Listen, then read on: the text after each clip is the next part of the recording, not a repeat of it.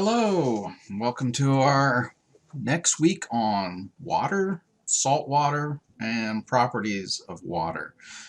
So for this week, I'd like you to think about what is it about water that makes it essential for life. If you ask any NASA scientist what the rover is looking for on Mars, if you don't know, last Thursday, one of our new rovers looked on Mars. They're looking for evidence of past life, and they're looking where they found evidence for water on Mars. And so they'll look in those areas specifically because if there's any hope of life that was previously on Mars, it will be where there was water beforehand. So in this chapter, we're talking about salt water, but just generally water.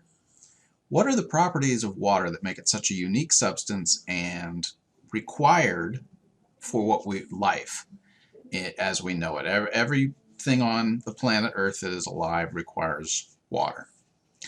And the other issue or thing I'd like you to think about is specifically density and the freezing point of water. So for instance, it's really cold today, so why didn't the ocean out off of Coney Island freeze, or why hasn't it frozen in any of these ocean storms? That does have some impact on life on the planet. And why, when it snows, do the supers and homeowners go out and put salt on their sidewalks?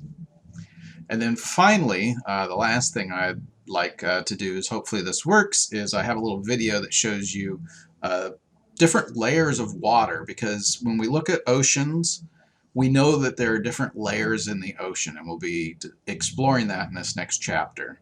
So hopefully this video works as intended.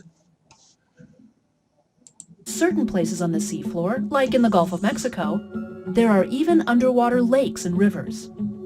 How is that possible? Well, these lakes and rivers form when seawater seeps up through thick layers of salt, which are present beneath the seafloor.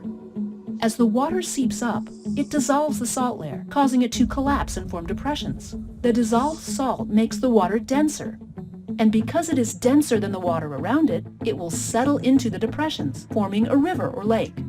These underwater lakes and rivers can be as small as a few feet across or as large as a few.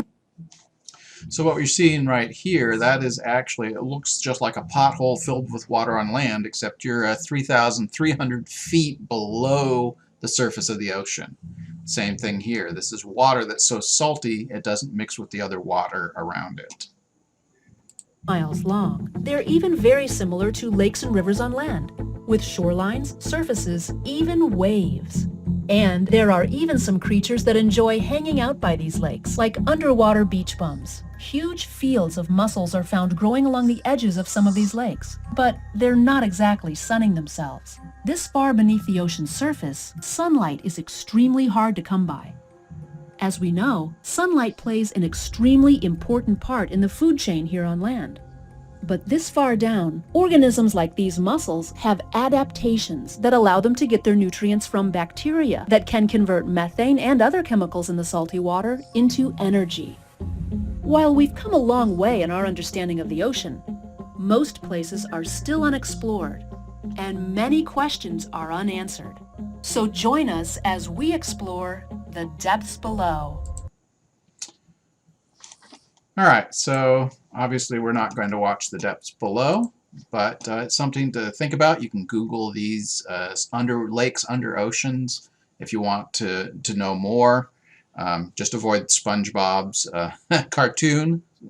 Bikini Bottom is based off of these types of lakes, but obviously the cartoon does, well, written by an oceanographer, and it has oceanography facts. You can't take it as another source for information. So anyways, have a good couple of days, and I'll see you Wednesday